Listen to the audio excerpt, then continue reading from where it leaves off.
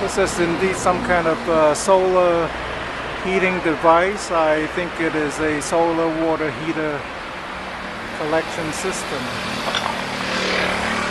I see a pipe running down, and I see this kind of a device all over town.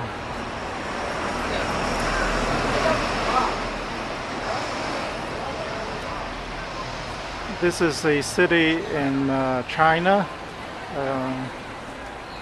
The city is called Cheng.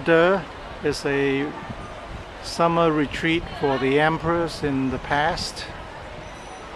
So this is quite interesting.